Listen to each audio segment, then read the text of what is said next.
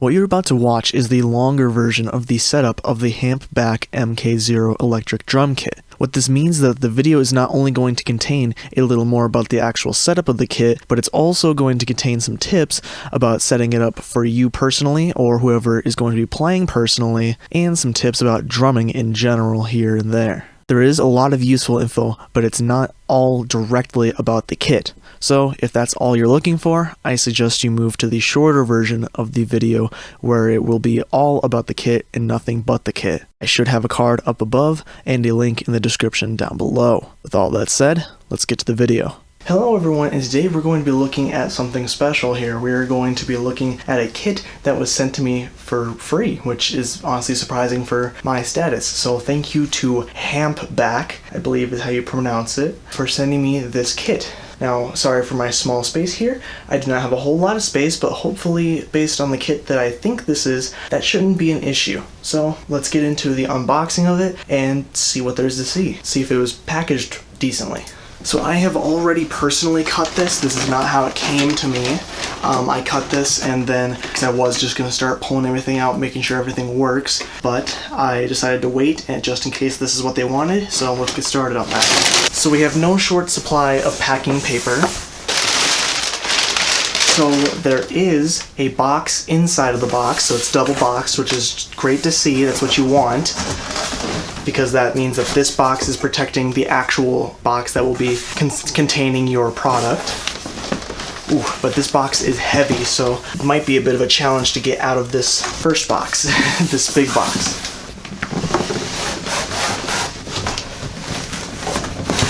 Oh, come on. Okay, I tipped it up, so hopefully it'll be easier to grab. This is indeed the kit that I was expecting. I'll probably have to flip this over, but Electronic Drum Mark 0 for beginners. Okay, here we go. So now I have this big box. I need to get this out of the way somewhere. So their custom box here is actually quite nice, at least the printing on it, because it has, you know, the nice branding and everything, so you know that you for sure got the right thing. And there's also markings on the top and bottom. I don't know if you can see this. There we go. It says, please open this side. And on the other side, it says, please open from the other side. So that's quite nice, as long as they got the packing right, which I assume they would have, especially since they specifically sent me this one. But let's see. And this kit is supposed to have everything that you would need to really get started playing on the drums, at least on the electric drums. Now, one thing that I saw is that there seems to be two versions of this kit. There is the standard version, which I think is what I might have, and then there's the pro version. I don't know exactly what the differences are, but the pro version has an actual kick pad, and I think this one has a kind of just a kick trigger. What that means is that the trigger is going to be less realistic. You ideally want the kick pad so that you can train your foot properly, because you get to use a real drum kick pedal with a kick pad. Okay, so everything seems to come very neatly packed. Gotta make sure you can see this, but this is how everything is. The good thing is that nothing actually moved even when I tipped it up like this. The only things that moved were some instruction manuals. And so everything says what it should be. So this says that it's a pad cymbal, which means other way around, it's a cymbal pad. So it should be a cymbal trigger. Let's pull that out. Pull all of them out. We have 3, which is how much this kit supports. This is the sound module. Okay, good. Headphones, pedal. We'll see how all of this goes together soon. This says rack tube, which is interesting. We'll figure out how it all goes together at some point here. AC adapter, very important, and mesh head. So these might be the toms if I were to guess. Now, we are not done yet. There's actually some stuff here that is, I don't know exactly where these foam bits were, but I'm assuming they were where they were supposed to be way before I started unloading things. Whoa! There is a nice square protecting the nub of the throne insert. I actually don't know what that part is exactly called, but basically where your stool stand inserts into the actual stool seat. And there was a nice protection around that with this foam square. So what is in here is Obviously the seat, which we'll see how good that feels sometime here. It was in a protective plastic coating. One thing that's interesting is that I think on the marketing material, it shows the seat and it has the Hampback logo, but there is no logo on any part of this seat. So while that's not a bad thing, it's just not, I was kind of expecting to have a big Hampback logo on it. It feels decent from what I can tell, just handling it. And then we have a bunch of the frame here. So this is obviously one of the bottom frames. This is another one. It's made of aluminum, or, you know, at least some sort of metal, I assume aluminum, but it's also got some nice feet on here. This one's got a, like, rounded thing. This one's got a whole molded piece. So that's very interesting. So all of it seems very sturdy so far, which is more than some kits that I've seen, especially affordable kits that I've seen, can say. That's usually the issue with a lot of the kits, is that the frame is just simply wobbly and unstable and just doesn't feel good. And then this is, I assume, the majority of the actual frame. So we got another box we need to get out of the way. Okay, so now with everything with all the boxes out of the way, except for, you know, the contents boxes, which I've put over here, let's try and start assembling the kit here. Now, I recommend that you read the instructions, and I probably should too. I guess I will, just to make sure that I do it right. I was going to try and just put it together since I somewhat know what I'm doing, but I just got to make sure that I do this right. Alright, so the first thing it says is what I suspected, which is to put the legs, these things, the stands, onto the main body stand. Of course, on these bags, it says, what is going on here? Where's the opening?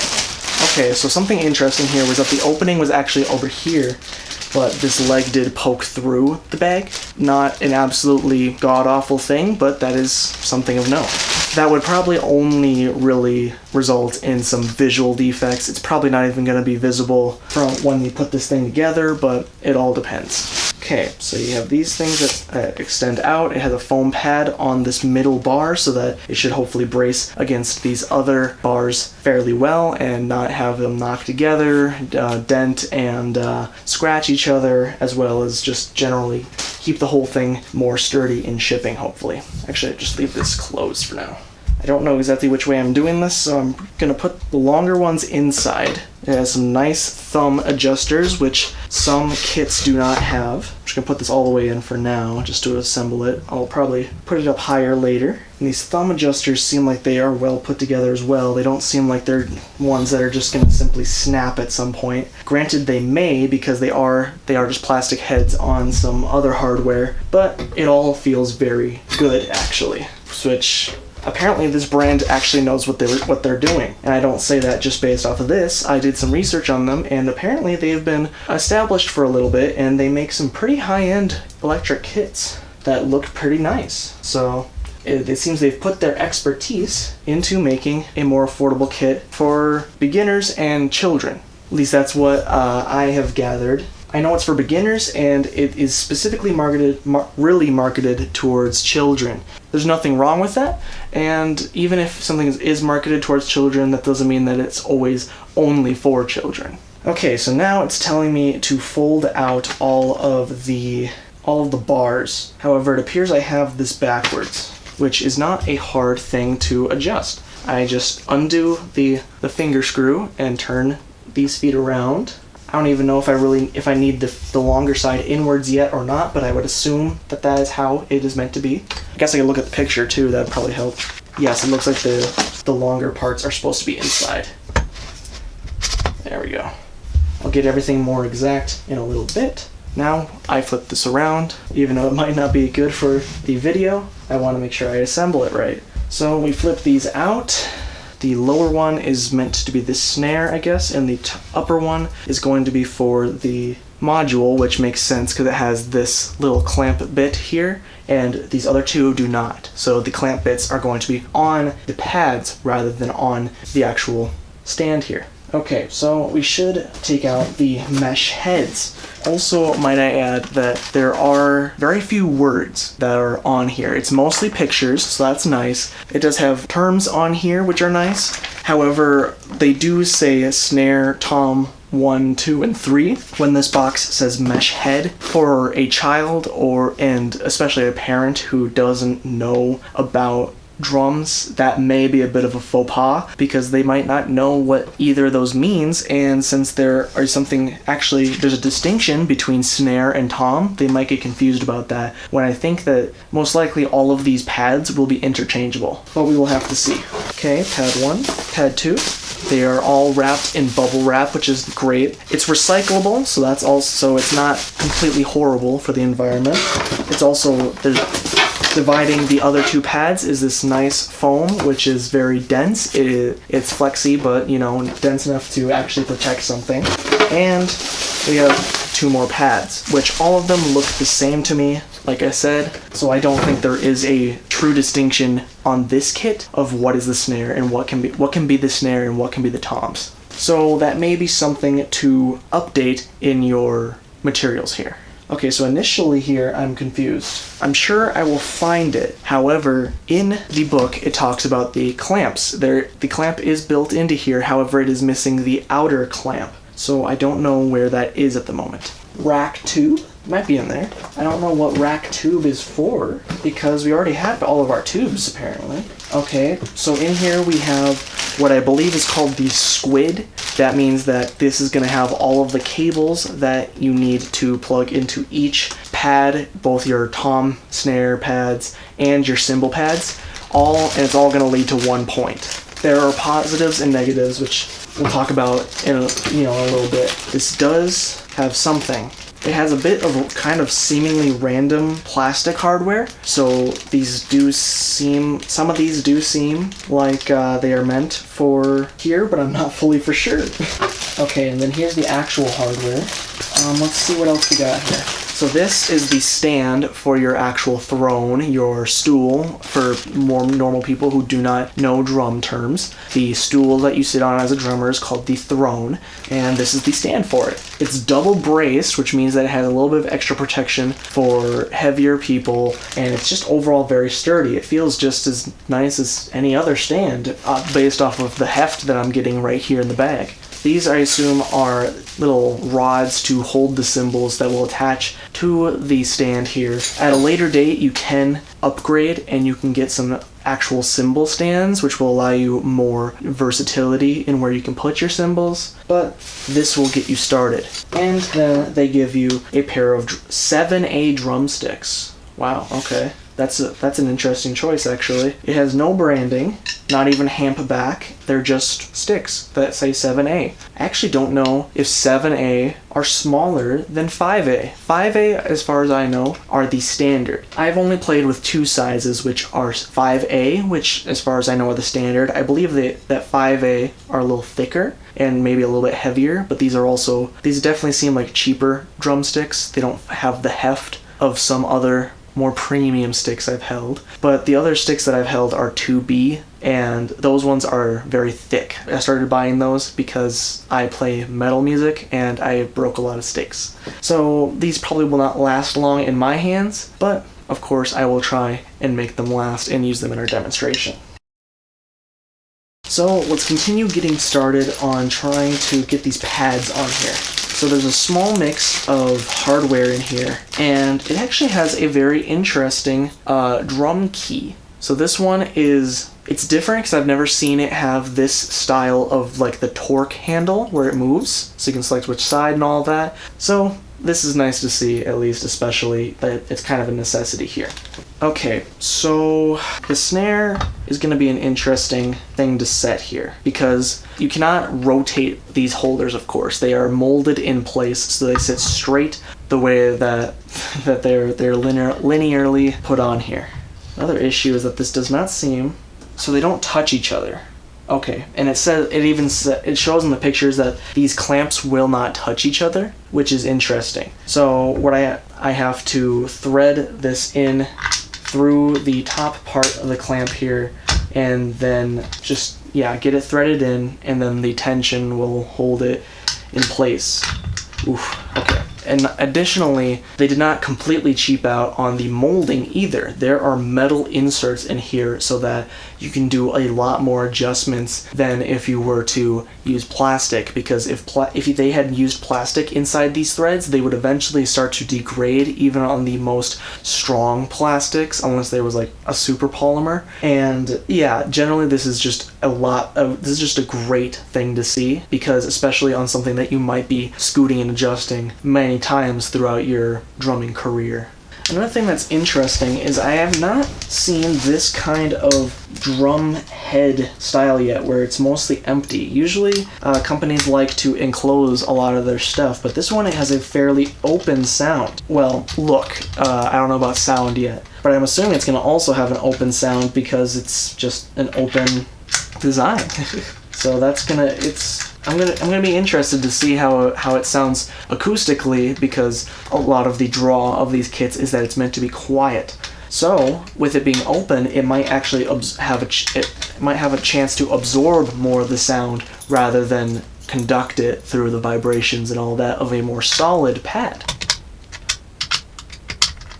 Gotta loosen these just a little bit so that I can flip it back over and then tighten it to where it needs to be. I'm not going to try and over tighten it. I'm just going to tighten it till it's firm, and then we'll go from there. Drum kits are, by natural order of things will loosen up on them because you're hitting it. It's drum kit. You hit it with sticks. So sometimes you want to really crank things down, sometimes not. For now, I'm going to be on the more cautious side and not crank on it, especially that some things here are plastic and not metal. Even though there are the metal threads, we're just gonna be careful.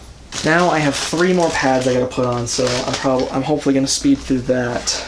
Now another thing that I noticed actually was that even though a lot of the plastic has recycling symbols on it, the cover for the throne did not. Now, I'm no hippie or anything, but I do acknowledge, unlike a lot of the world, that we're going to run out of resources, and recycling should be a lot more of a priority than it is for our world. The hardware bag is not very confusing because it just has the fastener screws for the clamps, and it has the drum key in it. Oh, wait, did I get the normal one or the pro one?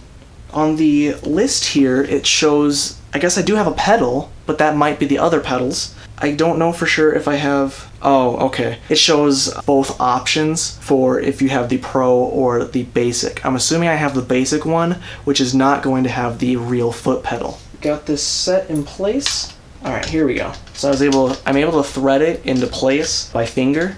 And so now I can leave that there, and I can thread in the other one by hand as well. Additionally, make sure that you have the washers on here.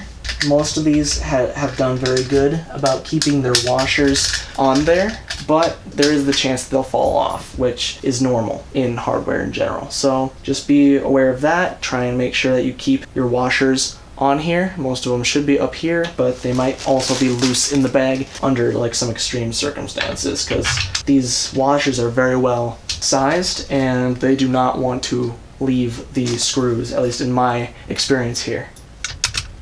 Let's turn this around. Now I put this to the inside. I assume that is how it should be. I'm pretty sure you can thread this either way, to the inside or the outside, to get a little more distance back, if that is what you prefer. The clamps are ambidextrous, I'm very sure. I don't see any reason why they shouldn't be able to flip around and be used the other way. So that's the second one down. Now we got to put 2 more on the middle points, and they suggest putting these clamps on the outsides, which to actually move them, you gotta loosen the drum key fasteners.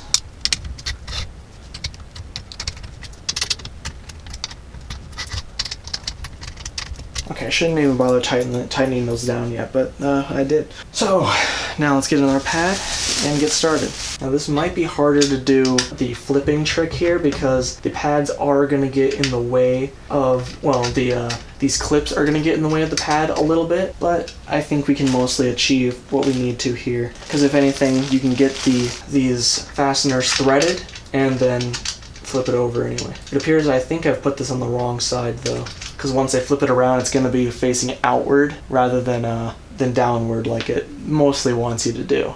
Okay, which makes sense based on, you know, how things work. So we're going to do this on the outside like this. Okay, so now we're going to finger tighten these fasteners down like we have before. Try not to get it too tight, and flip it over like that, and now we have it in the proper orientation that I believe that they would want for us. I mean, if anything, if you personally want it, you know, back, you probably could do that, but these on stand cymbal stands might be in the way as well. But that's also another reason where you might want to upgrade to real cymbal stands of some sort just to get these out of the way, which is a definite possibility. So I don't know if these ones are extra currently, but I do have 2 extra, or at least seemingly extra right now, fastener screws. I don't know if I'm just missing something right now, but there's also an extra fastener clamp thing for the backs of the pads here. Okay, so now we got them both threaded. We're going to try and put them over. I'm having a little bit of difficulty spacing them properly. I need to space these other clamps out a little bit more. Now it looks like that's going to be the max, which then we get these 2 together. And we even have a little bit of playroom. We'll try and get it all kind of tuned in place at some point here. But right now, we're just going to do the basic setup.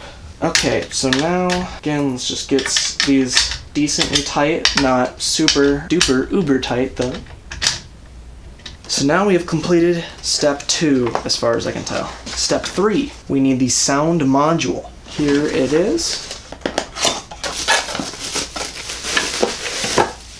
Okay, comes in another recyclable plastic bubble wrap packaging, and this is very sleek looking. It's got a protector on here, and it all looks very purposefully designed and very compact, which is part of the design of this whole kit, is that it's meant to be portable and compact. So this is all looking very good. I'm liking it. It appears that extra clamp, quote unquote, to be able to put the module on, and this other clamp that's already on here, that appears like it's going to be the hi-hat cymbal clamp. So we are going to use our tactic for putting these things together as we have before. Hold the thing underneath, make sure you're holding it in the right orientation, then place the clamp cover on top. Try and get them in place where you can put the threader, the screw really, in place to thread through the metal threads of the actual object you're threading, whether it be the module or the pad, and then you finger tighten it, and do not over finger tighten it, because then you want to get it in place to where you want it. Let's move this over because it's bumping into here for now. Okay, so on this picture it does say to put the module here, however the thing is here, the mount, which it might not be a super issue, but the in-out, the plugs and stuff are also on this side of the module. So slight, only very slight design flaw there. The stands might get in the way, but yeah, it's for now it does seem functional. I'll obviously have to plug things in to see if it works and all that, so we'll see if it becomes an issue. Okay.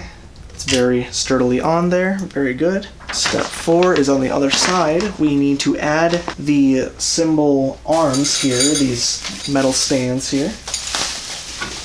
So in high-end setups, you will get completely separate stands. However, for a lot of affordable kits, they will be attached to the rack. Now that can be for multiple reasons, for portability, like this one is made for, or just for the lowering the cost, because cymbal stands can be pretty spendy sometimes. Now this one says it's specifically for the cymbal, for the hi-hat cymbal. Oh, okay, I see why. These two have nubs for some reason. This one has threads for some reason. Okay, so we're going to tip these back. We're going to loosen the finger threading and insert this. We'll leave it at this highest point for now. And I won't worry about tightening it quite yet to where it needs to be to finalize the placement. This one I did tighten down, which I should not have done because we are still working on it. So that is one thing that has just come in handy with the sliding handle of this drum key, which is that since this kit is so compact, some of the parts are pretty close together, and so it started to block the normal handle use of the drum key where you have it in the middle. So I pushed it to one side and was able to still get the right, well, even more torque on that to be able to rotate it. So that's a small feature that is very nice. I have to take advantage of it again here. It's staying in place at least for that. Don't know if these need to be tilted either way right now, but we'll see. And then it wants me to do this one.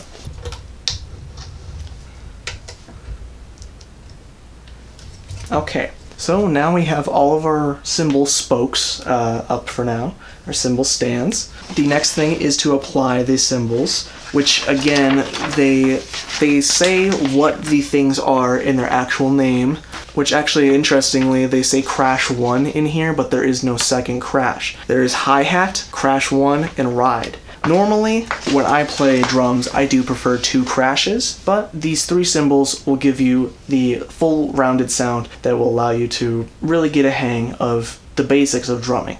Okay, so we need our cymbal pads. So unlike our drum pads, each of the cymbal pads appears to come in its own separate box. Hopefully that means that they are, I don't know if they currently do or not, but hopefully that they will be selling replacement pads, because on even my nice kit that I was gifted for Christmas a long time ago, after a few years, like 2 or 3, my cymbals started to wear out and I needed replacement ones. At least it's not completely obvious how to repair them to a beginner person in electronics and in music.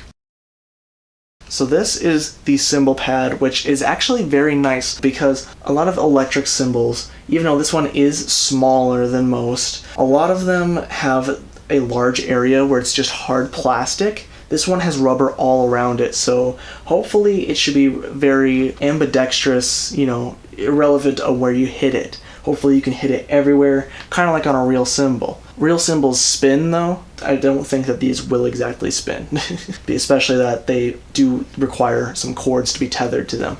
Okay, so there's 2 different instructions because we have 2 different styles of spokes here. They have letters corresponding to pieces that are in the bags, but I don't see any letters on them, so those are not super helpful, unfortunately. So for your crash and ride, all you need is the pad and the rubber red gasket. I don't know exactly what the right word would be here. Oh, that's interesting. It's possible the pads have different head sizes. Let's see, because I know it fits on there. So let's open up another pad and see what it says, or see what it looks like. Because they all just say pad cymbal, so I don't know if they're all the same or not. Maybe these other ones will be a little bit bigger for your crash and ride. It appears to be the exact same thing. So this nub is very wide comparatively to it, and it just says to insert it. So I'm having to use quite a bit of force to get this through. So your child may need some assistance while it's assembling, obviously. Holy criminy! Okay, we got it. I tilted a little bit right, and then I have to tighten this back up because it's starting to tip over. Having a little bit of difficulty trying to get the key into the right place, but I am accomplishing it. Okay, that'll hold now. And to keep this more in place, I'm guessing they added this little thing here. That'll make it wobble just a little bit less, but it does give it free movement because with cymbals, electric or real cymbals, you do not want to super clamp them down on your stands, otherwise that can create cracks around your cymbal, the stand hole, due to it wanting to flex and bend but just not being able to move. So luckily here they've kind of eliminated that issue with the crash and ride, though you may have that issue here. We'll see. Last cymbal pad, let's try and get this on here. Gonna have to use a little bit of force again. Oh. So yeah, those cymbals are very on there. I'm not the strongest person in the world, but I'm no weakling either, so you need a considerable amount of force to be able to put these cymbals through the nub or over the nub, however you want to rephrase it. I wanted to make sure that I wasn't messing something up and I was looking at the wrong the wrong example. Now these seem slightly tilted. That's okay. They seem like tilted outwards, which is a little strange. We'll see if how much I can adjust that, or if it matters in the end. Okay, so for here we gotta take this off. We have to put one of these little plastic washers on first, then the cymbal, and then we take another plastic washer, and then we have this red threaded nut, which just seems to thread on here. Now, I assume they made this one threaded so that it will be firmer. The washers and nuts seem to keep it from being dangerous for the cymbal. I mean, I gotta assume that they know what they're doing here. I don't know exactly how tight to thread it. It does not say. So I threaded it all the way till it was taut, and then I backed it off a tiny bit. Just like maybe like a quarter to like eighth turn, you know, just a tiny bit, so that it had a little bit of wiggle, but not too much. So then there are two diagrams which talk about which kind of kick pedal you should be using, and it also is starting to talk about the squid, the connection squid, and it's showing where all things should be connected. It's doing it a little bit strangely, but it's manageable. Let's see what kind of pedal we got here. I'm pretty sure there's no kick pad, so I'm pretty sure I got the basic one, which, like I said, it's not the end of the world, but you are going to get better technique building, you know, technique skills built from the pro version with the kick pad and the real kick drum pedal. I already put it in as a recommendation that if you buy this one, that I think that they should offer a separate listing that allows a kick drum pad and the pedal to be purchased separately, so that if you did happen to buy this one, you can upgrade to that and not be left with, I don't want to say an inferior type of pedal, but it's just not as close to a real drum as you'd like to get. Some people may prefer these kinds of pedals for actually making music, depending on how, you know, you are using this kit. Like I've said a couple times, in terms of learning for real drums, these are not super gonna cut it. It does allow you to get the right rhythm and feel down, but yeah, this is sorry, I'm having a hard time here because I'm observing this pedal, and it's actually very high quality. This is even better than my Roland kit, which it's not a kit to sneeze at, but this seems like it has much better build quality in terms of how these pedals are. Let's open up this other one and see if it's the same thing. They both came in the same box. I don't know for sure where this plastic was, foam was, but I assume it was between them, dividing them and protecting them, and they both come in the recyclable bubble wrap packaging.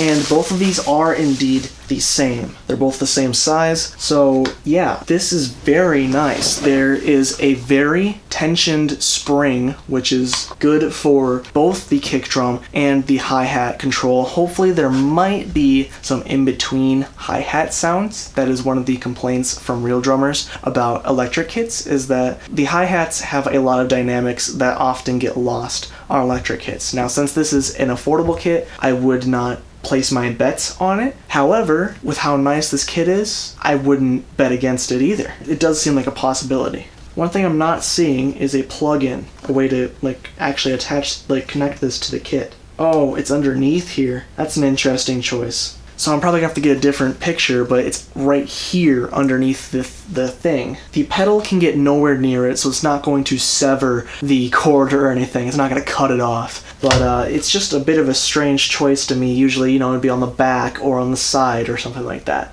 Instead it is on the lower inside. It's just a bit of a strange choice. It's not necessarily a plus or a minus, especially, like I said, the pedal doesn't get near it, so it's not gonna break anything, logically. Another thing that I meant to talk about was the great materials that are on the bottom of the pedal. There is rubber stoppers, which keeps it fairly in place, at least betterly in place, while it's on hard material. And then there are actually the hard part of Velcro that's on the bottom as well to keep it more in place, pretty well in place on carpet, which is what you typically want to put any drum pedal on in the first place. So now we supposedly have our kit assembled, other than putting the squid in place. They also included in the plastic hardware bag a set of cable ties. Looks like there might be 4 or 5, I think 4 here. So we'll see what we can do here for organizing our mass of cables here.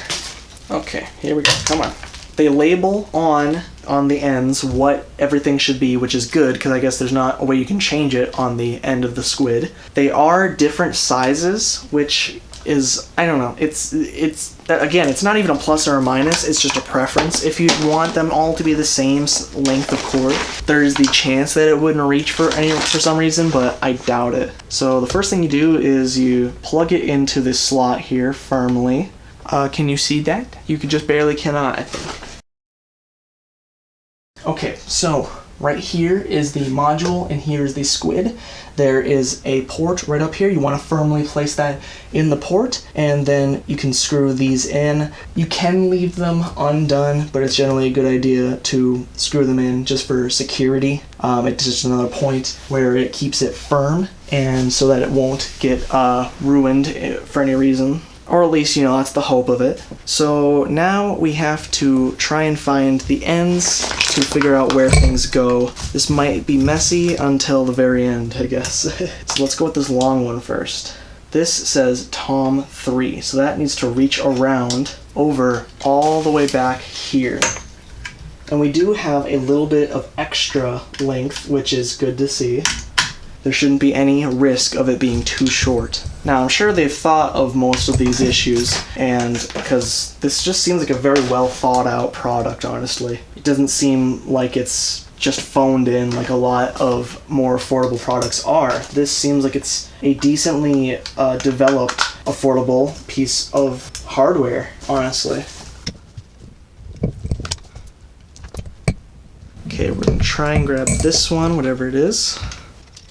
This is hi-hat pedal. Okay, so this goes over here somewhere, wherever we choose to put this pedal. The other, I did something, oh, you probably could see that, but I plugged in the kick pedal over there a little bit before. This is Tom 2. So you gotta route that around somewhere. I'm getting caught on one other cord, so let's try and make sure that we keep them all separate for now. Except that's kind of difficult on the squid, honestly. Here we go.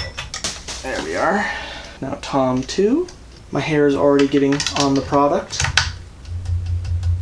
I was testing the pad there because it seems like the mesh would be a lot looser than what it is for a lot more bounce. However, they are very firm, like a drum head should be, but that's also going to provide bounce in a different way. Since it is firm, but it is a bouncy material, it is going to actually provide a firm bounce back that might be a lot faster than if you were to have a loose head for any reason. This is the crash. So this goes up here into your middle cymbal. A lot of people, this is how they prefer it, is to have your crash over here. I don't know if this cord, it might just barely be able to reach over here, but this is where they are intending you to have your crash cymbal. And typically that's the standard spot as well for a lot of crash people, drummers. This is for the hi-hat.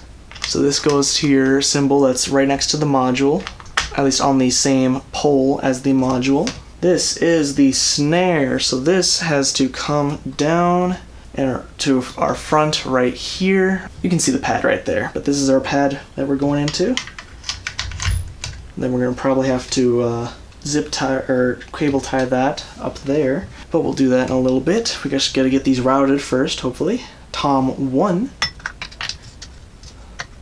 Okay, just trying to make sure that it's not pulling or getting caught on other cables. For the most part, it's not. It is getting caught a little bit on the snare one, but that's all right for now. And this is the ride cymbal, which appears to be our last connection. So unfortunately, one thing that you do not get with this kit is expandability. If you wanted another crash cymbal, you cannot get that on this kit to my knowledge based on what you have here. I don't know if they're going to make a kit in the future where you might be able to, but it might be unlikely. So now we have all of our wires going to wherever they want to right now. So now we're going to start using our cable ties to try and get these a little more tamed. Now it's kind of hard when you have the extra length, because I don't want to bend the wires in any strange way, because if you actually like kink a wire, that can lead it very, very closely to just snapping the inner wire. And then on a squid like this, you either have to like get this squid repaired or you have to get a new squid. So either you know how to do this or you have to get a new squid. I don't know how easy it is to get a new squid. That's one the main downside that I always see of squids, is that they always seem like they're slightly proprietary, and I don't know if you're going to be able to get replacements. Now, like I said, I'm having a bit of difficulty here with the extra length. So what we're going to do is we're going to unplug things that have extra length, and we're going to try and coil it so that the wire gets put around the area where it needs to be, but of course do not super tighten it. Otherwise you could risk damaging the cable. So I'm just coiling, which means wrapping around the wire around the cymbal stand here to try and take care of some of the extra wire that has been given to us. So we might not even need the cable ties, but if it comes down to it, we can also use those. So now I'm coiling the tom around the pole of I'm coiling the tom wire around the pole that it is on, but I also have it on the maximum length outward. To try and get the most realism, you want to try and keep your tom a little farther away from your two middle toms, because this is normally called the floor tom, and it's called the floor tom because it does sit on the floor on its own instead of sitting on a rack like these ones normally do. And the floor tom is usually much bigger. Obviously you don't get that as much on an E-kit, especially one where it has all the same size pads. So for best technique development, I would say try and keep it a little bit distanced away from these two, just to kind of develop that a little bit closer to what it would be like on a real kit or a full-sized electric kit. Okay, the next thing we have is Tom 2. We're again going to try and coil this. We're going to coil it around the center pole here, and again try and do it lightly, leaving a little bit of slack on the wires so that they are not super scarily tight, that they might kink and break and stuff like that. They can be a little taut to the pole. Just obviously, this is something you got to use your best judgment on. If it feels like you can pluck it like it's tensioned, like a guitar string or a piano string or something like that, obviously that is too tight.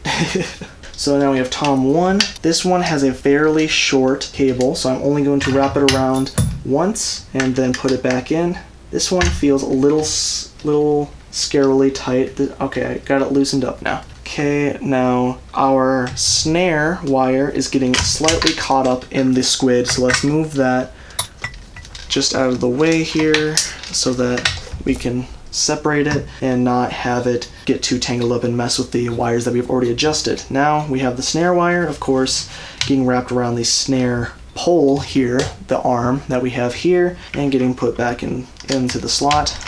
This one we could probably wrap a little bit around the crash. We could wrap it around the crash pole here just a little bit to tame the little bit of length that's extra on here. It's not like an overabundant amount of extra length, but we'll try and keep it condensed, obviously. Now, I don't know how all of this would do when you fold it, so you got to be really careful about that.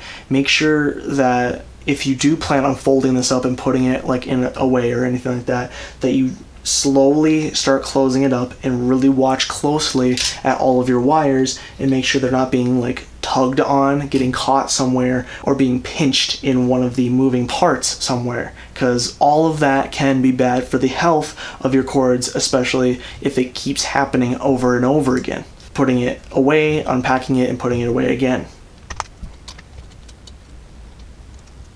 Okay, so now we're just doing the hi-hat cymbal. We coiled it around the hi-hat stand here to try and tame that. So the kick drum and the hi-hat are going to be up to your preference, really. So, because those, if you're going to keep it in place, you can zip tie them up somewhere and keep them more condensed. If you're going to have this more portable, you probably going to want to maybe leave them hanging somewhere. It's all going to be based on your situation. Right now I'm leaving them out because I don't know exactly where I personally am going to set them for my feet position.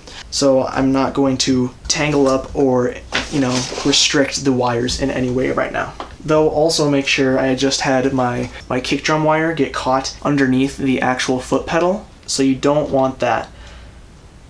I tested it and just pressed down on the the foot pedal, and it actually did a very good job of not pinching the cord. So that's another positive for this thing, for this kit, as you know, even if you do forget some of these things and they just happen to happen, it does seem to have your back a little bit and ensure that hopefully things will not get damaged. Now this wire does hang down. This is for the ride cymbal. So what I'm going to do is I'm going to take one cable tie here, and I'm going to tie this cable up like so that it will not sag back down again. Now it is in a spot where it should logically not get damaged for any reason. I'll take another zip tie just to secure the little bit of sag that is happening right here, and I will personally put it right in between the crash cymbal and the first tom. I'm having some other things slightly get in the way, but I could zip that down as well. I'm going to actually go under it though.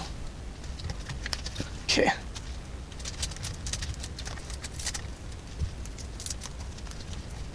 Kind of a tight little space to get into, so it's a little bit difficult to try and zip accordingly, but I do appear to have gotten it. I don't know how pretty it is, but it is accomplished. So now the kit is actually set up. The last thing that doesn't appear to actually have instructions is setting up your throne.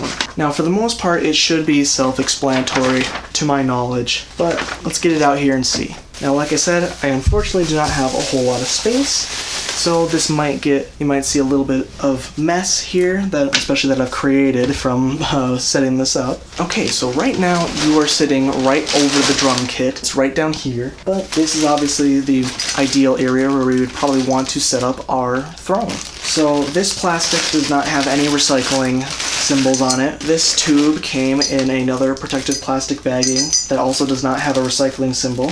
I just like to kind of get on companies about recycling symbols because it's not like super important to me, but it's also like we should be aware of it.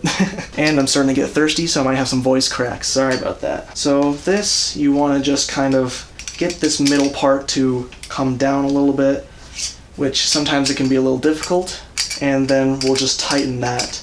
There's a little fastener here. We're going to tighten them. We're going to tighten that. It will just be tightening, and it'll be pressing against this metal tube, so don't be surprised if there starts to eventually be some scuffs and stuff along the bottom part of that tube. That's kind of natural for this kind of fastener. Now this thing, we have basically a nut and a wing bolt. So we just need to unassemble our three pieces here. There's a washer on it, and this will be what we use to set the height of our stool here. So the minimum height is, let me put the stool on there.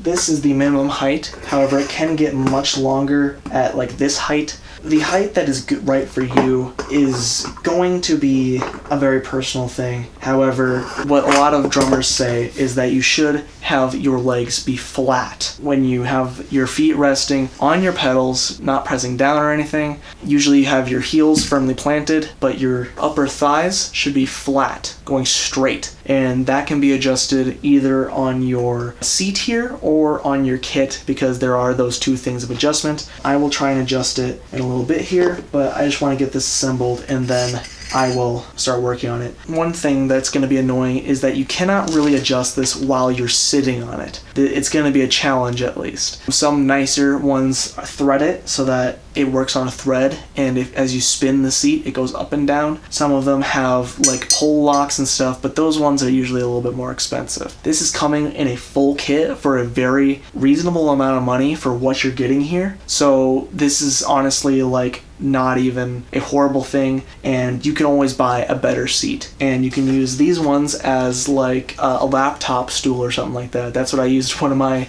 extra thrones for that I've gotten from another place. Is I used it for my laptop while I was plugging that into a mixer for playing live drums. So for now, I'm just going to put this at the maximum height. I don't know if it's going to be right for me, but I'm going to put it there just to see how it is. I also, unfortunately, did not pay full attention to where the washer should be. I think the washer goes on the wing nut side, so that's how I'm putting it on. So all I did was there's a square hole on each side here. It doesn't really matter which side you put the thing through, but you put the bolt through one side and you apply the wing nut and the washer through another, and then the last thing would be to apply your seat, which then it has, I guess I'll take that off to show you, it has this little fastener here. You want to tighten that down once you put it on here. So let me take a sit and see how this feels. All right. Ooh. So it's kind of hard to judge foam because foam can either last a really long time or, you know, sometimes it lasts like 2 months maybe. This, it's very cushiony, so it's very comfortable right now, but sometimes with cushions like this, as you start to use them, you start to wear down the foam, and then you progressively start to get more and more just sitting on whatever surface is actually stabilizing the seat. So it might get progressively more uncomfortable, but that also might persuade you to get a different throne. Additionally, I have a little bit of wobble, but it's not too awful bad. When you're not like leaning over, it's not bad. When you have your center of gravity and you're actually playing the drums, it's not going to be an issue. So the next thing is that I have to actually get the right height for my kit, but additionally, the way that I'm sitting right now, my legs are slanted downwards. Let me see if I can get a good picture of that. Okay, so right here is a good look at my legs, and as you can see, they are slanted downwards. You want them to be perfectly straight out. So let's see if I can adjust this and see if I can get to the right height. Now, I don't know how much of an adjustment I'll need, so I'll do it by 2 notches and see what happens. Now, this may end up being too low. We'll see. I almost forgot to put the washer on. Don't forget the washer while adjusting. It's not imperative, but it does help protect your hardware. Of course, be careful not to cross-thread the wing nut and the bolt, even though you might be trying to do this fast. Just be sure not to, mess it up beyond just don't mess it up, obviously. Okay, so now this gets pretty close. I'm a little slanted downwards still, and I can adjust it one more down, but this would also probably be acceptable, especially once I actually put my feet on the pedals. Let's bring these forward so I can actually try it. So yeah, this is actually pretty good. I'm actually sitting, my legs are a little upward, so while having my feet on the pedals, I might actually want to bring my seat up 1 level again. Seat's got some groan to it. Might make some embarrassing noises they can make fun of your child for. Okay, so I have set my seat 1 level higher, and now I'm going to try and adjust the kit. As you can see, the kit is very low right now. I set it to the minimum height of what it can be. So we need to loosen these thumb fasteners on each side. There's one here, and then one down here, obviously. So we loosen those. And getting this adjusted on your own might be a little difficult. It might be easier if you have 2 people, someone to hold down stuff, but I'm going to put my feet on both of the foot of aligner things, like so. And then as I do that, I'm going to pull up on the middle to try and raise it to my proper height. Oh, there it goes. There goes my hi-hat. Oh. Come on! Alright, I'm having a little bit of difficulty. I'm going to tighten them down so I can take a break for a second, but not lose my progress on what height I got. So I got this pretty close to my needed height, actually. You want the snare drum to be sitting right in between your legs. You want your kick drum usually in the middle, and your hi-hat pedal you want to set close to where your hi-hat is going to be, because on a real hi-hat stand, your hi-hat pedal will be attached to the actual hi-hat. So my hi-hat's right here, just off screen, and my pedal is going to be placed just below it. I guess so here is the hi-hat pedal going straight up, hi-hat stand. That's ideally how you want it, but of course you can set the pedal however you want, however it's comfortable, but this is best practice for adjustment in the future and getting reacquainted with your kit if you get a full-size kit that is more realistic. So right now my whole stand is a little crooked. I'm going to try and bring this side up a little bit because it's leaning downwards on this side. Oh, it appears my other side was not tightened enough and it has now slid into the pole, and back down. So I'll retighten this. Okay, we're just gonna try and really crank down on those for now so that they don't move, hopefully. Put a little pressure on it, make sure it stays in place. And we are pretty much in a good zone for playing drums. Now, a small tip is that what I like to do is I like to have one of my thrown legs sticking straight out between my legs, because then usually it sits decently between the kick and the hi-hat and maybe your other double bass pedal if you have that eventually. Usually your one thrown stand leg will sit just perfectly between all of that and not become an issue. And now there's little adjustments that you're going to want to make along the way. Your snare should be at least roughly close to parallel with your legs. Some people sit with their snare, with their hand on their leg. Ooh. It's going to take me a little bit to be a little more precise than I usually am. Might be a little bit too wild. But so this is definitely going to help you with your hand precision. Ooh. So I might want to put this this floor tom a little lower, because it's seeming, one, it's a little lower than, or it's a little higher than my snare, so my feel is getting a little off. And generally, yeah, so that may present an issue for folding up, but for my personal reasons, I will be trying to lower that. Okay, just need to be a decent little bit. Now I've tightened it. I'm going to leave the key on there for now. It might be hard to tell if this is the right height for you when you are a beginner. But this is what you kind of want to do, is see if there's a natural flow between all of the pads. Just do it with one stick if you have to. Do it in whatever way gets you the information that you need. It, like I said, it might be hard to really know when you're first starting out, but I think as you start playing, you will definitely start to figure out what feels more natural. Now, another thing that you should be aware of. Cymbals should generally be tilted downwards. This one's tilted down just a little bit. I need my key to make sure that this stays in place. You want your cymbals tilted towards you just a little bit. I'm not sure if this kit is going to be as accommodating for that. It does have the angled spokes, so I think it will allow it just a little bit, which is pretty much what you want. Now, the reason for this is that you do not want to hit the edges. You don't want to hit on the edges. You want to hit on the tops of the cymbals. Hitting the edges on these cymbals and real cymbals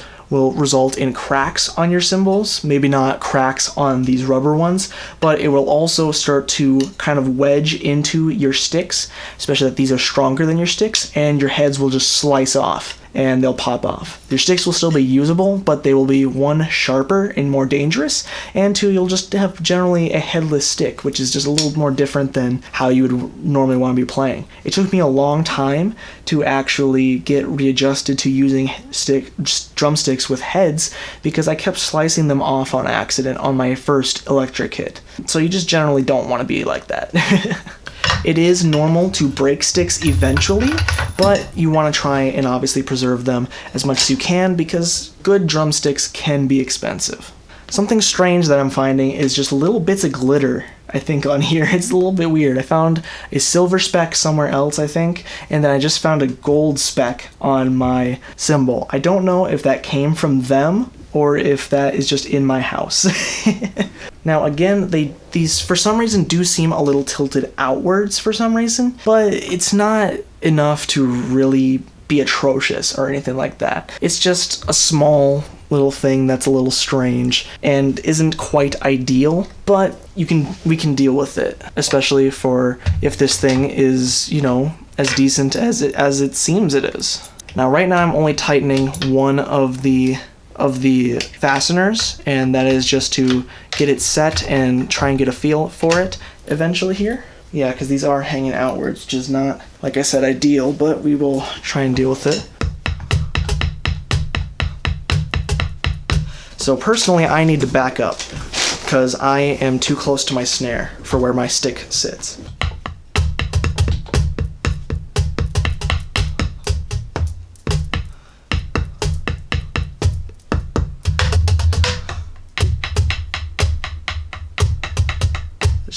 I wish my camera wasn't so zoomed in, but I'm having a hard time getting an accurate thing. You're gonna see my messy work table over there. So we have, what you want here is to start playing a basic beat, which is probably gonna be your first challenge. And then eventually you're gonna wanna work up to putting in a fill, which is playing something neat on the toms.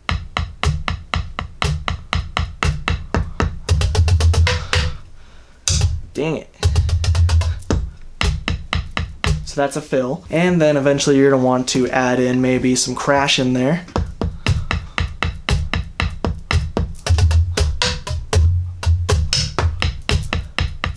Now, keep in mind that there is no sound of playing for me either. I'm just demonstrating a little bit. But you're just going to try and get some feel for this.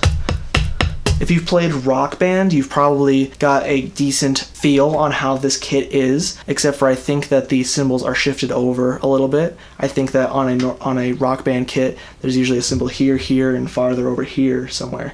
And then here's the ride, which is not usually a fill cymbal. Not usually like that. Usually you do play this also kind of as a rhythm instrument.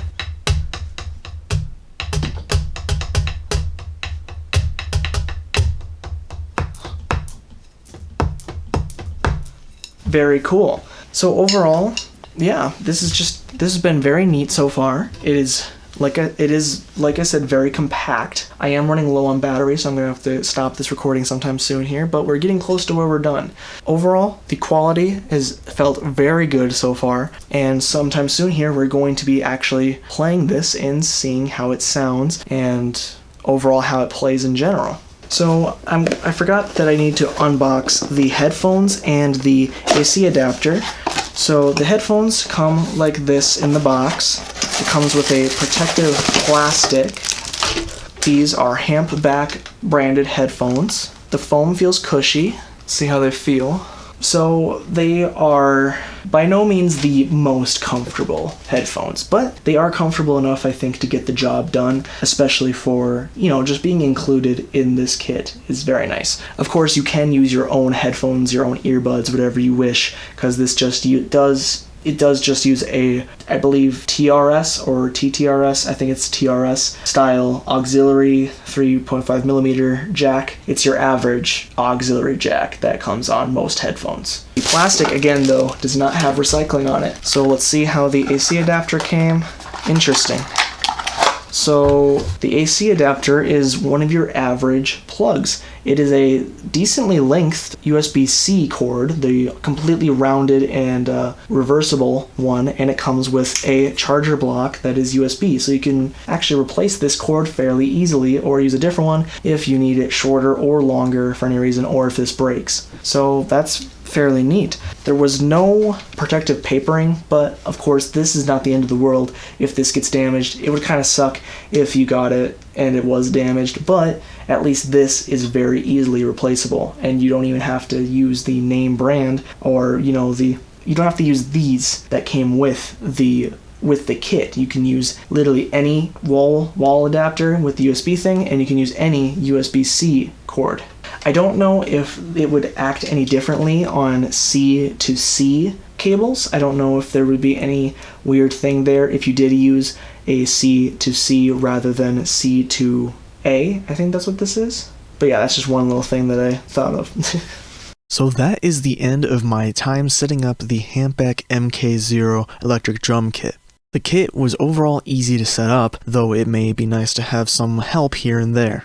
After setting up the kit properly, it is very solid, and everything felt like good quality while handling it. All of that on top of the fact that you get a complete set of items to get started drumming for a lower price than most kits. It is impressive, honestly. If you enjoyed the video, please leave a like. There should be more coming out about this kit from me soon. Check out the description to see what's available. Even though this video was recorded first, I already have a short tone demo created showing a handful of the sounds available on the kit, so go and check that out. There also should be a full review and extended tone demo also available soon, so get subscribed for that. I am also in talks with Hampback to look at another one of their kits, so get subscribed for that as well. That's all I have to say for now, so I'm going to say bye-bye.